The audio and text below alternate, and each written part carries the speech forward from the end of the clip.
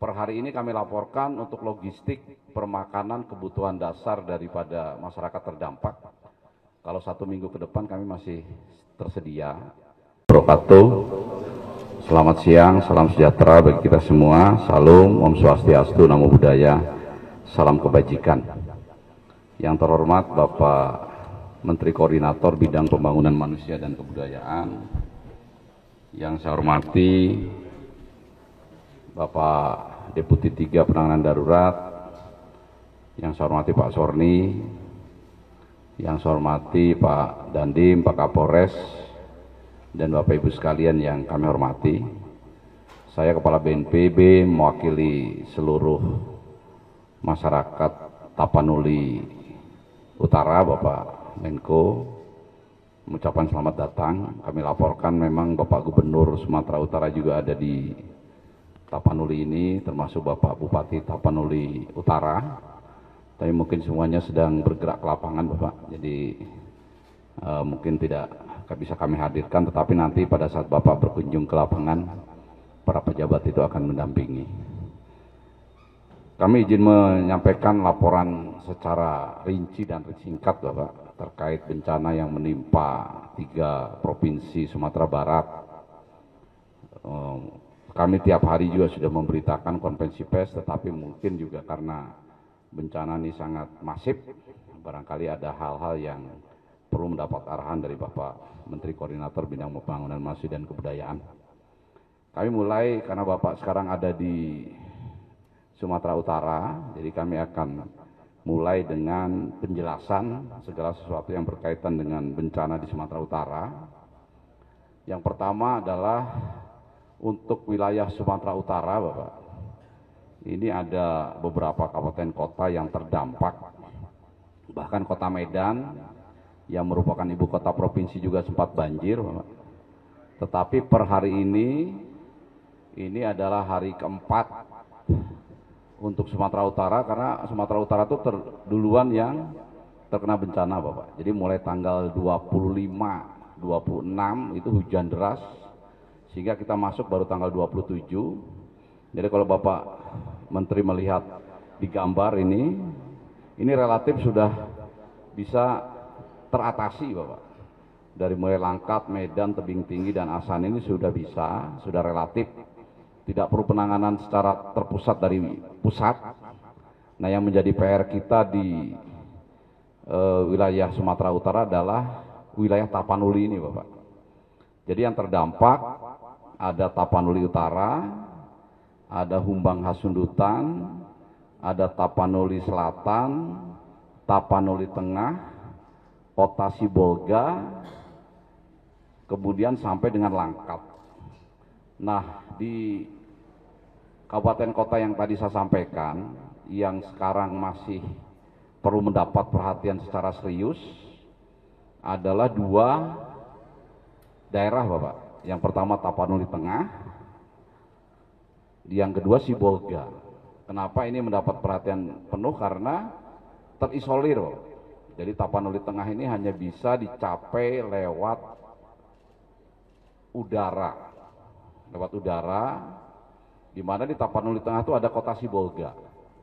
Nah, Kota Sibolga hanya bisa dicapai lewat darat dari Tapanuli Tengah dan bisa dicapai lewat laut, Inilah yang kemarin sore sempat viral di Kota Sibolga, adanya upaya mengambil logistik. Jadi kami sudah cek ke personil kami yang bisa masuk ke sana, itu mereka mengambil bahan makanan, Bapak. Jadi tidak bersifat menjarah atau merusak, memecahkan kaca dan lain sebagainya, tidak. Tapi dia menjarah bahan makanan. Ya mungkin mereka khawatir, takut karena tertutup dan bahan makanannya terbatas, sehingga itu yang dilakukan. Dan ini yang sebagian viral ke media sosial. Kami juga sudah memberikan penjelasan secara langsung. Mungkin Bapak Ibu sekalian kalau buka TikTok ada itu saya yang berbicara masalah penjarahan di supermarket, Bapak Menko.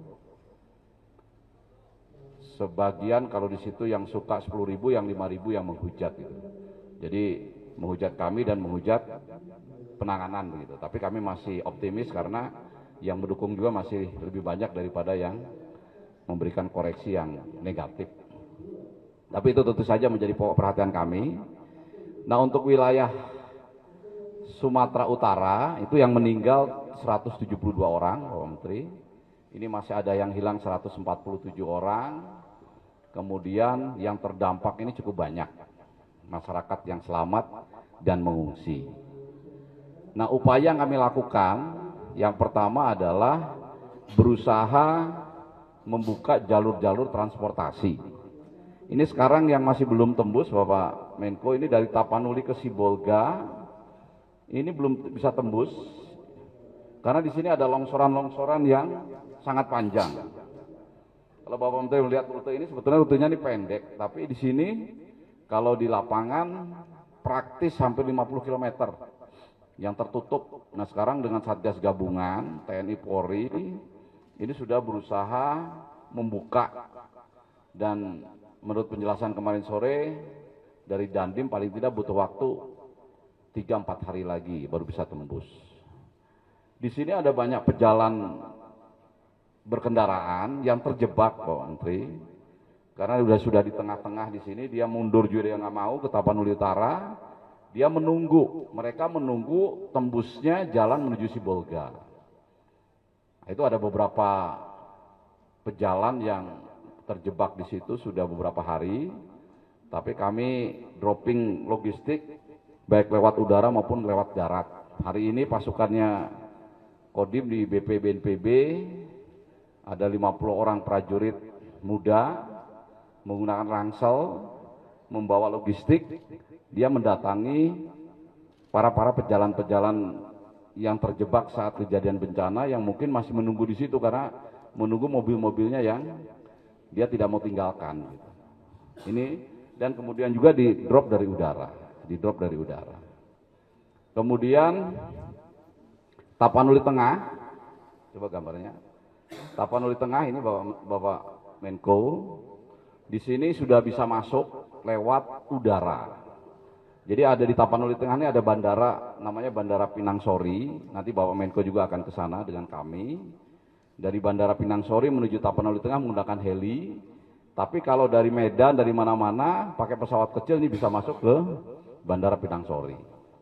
Logistik untuk Sumatera Utara, ini kami punya 3 buffer stock di Bandara Suwondo, di Bandara Silangit sini Bapak Menko, dan di Bandara Pinang Sori.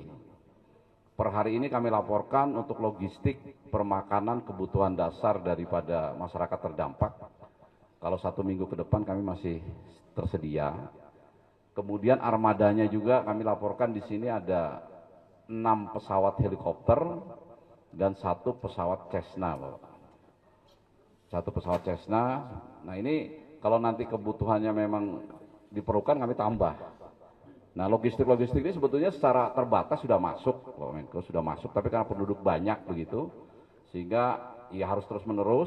Jadi kami tidak menentukan sortinya, pokoknya kalau memang ada waktu langsung masuk. Sibolga juga hari ini sudah masuk ke sana.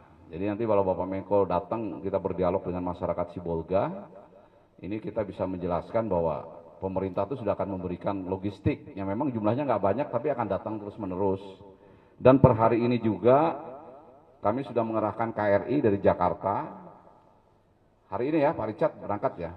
Ada dua KRI langsung dari Jakarta menuju Sibolga sini. Nah, mudah-mudahan nanti kalau KRI sudah bisa mendarat di sini, ini logistik sudah banyak.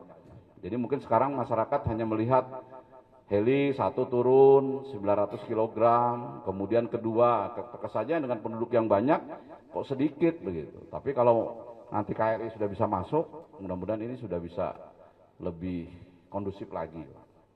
Kalau hari ini berangkat berarti datang nyampe ke Sibolga besok Bapak Menko. Nah, makanya hari ini ada 6 heli di sini Bapak Menko. Hanya 1 yang dipakai oleh Bapak Menko dan kami. Semuanya nanti prioritas untuk mendorong logistik di Sibolga ini. Karena itu yang menjadi pokok perhatian kami untuk wilayah Sumatera Utara. Sementara untuk yang lain seperti Tapanuli Selatan ini sudah bisa di dropping pakai darat. Kemudian ada di Humbang Hasudutan, ini pun sudah bisa di dropping lewat darat. Mandailing Natal juga sudah bisa. Kemudian Langkat juga sudah bisa. Memang sudah kami kumpulkan tadi malam para bupati, mohon bersabar dulu, sampaikan ke masyarakat bahwa Satgas dari nasional ini fokus dulu kepada Tapanuli Tengah dan Sibolga, karena itu memang terisolir banget. Jangan sampai justru isunya itu yang mengemuka di mana-mana seolah-olah kita tidak mampu untuk mengatasi Tapanuli, khususnya Sibolga dan Tapanuli Tengah.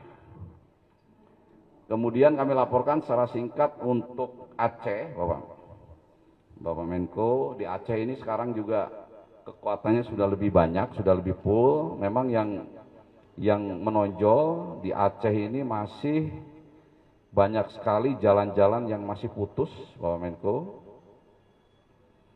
Jadi yang masih belum bisa dilalui ini dari mulai Sumut ke Aceh masih putus, Banda Aceh Luk Sumawe masih putus, kemudian Gayo Luwes juga masih putus sampai Aceh Tenggara, kemudian Aceh Tengah juga masih putus, Bener Meriah masih terisolir. Ketika ada sesuatu yang tidak benar, kita suarakan.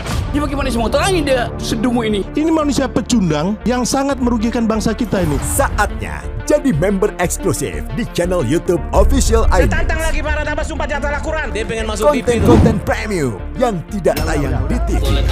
Live interaction. Halo pemirsa iNews, ini baru selesai. Emoji dan badge spesial. Reakses konten pilihan. Klik YouTube Official iNews. Join member hanya Rp10.000 per bulan.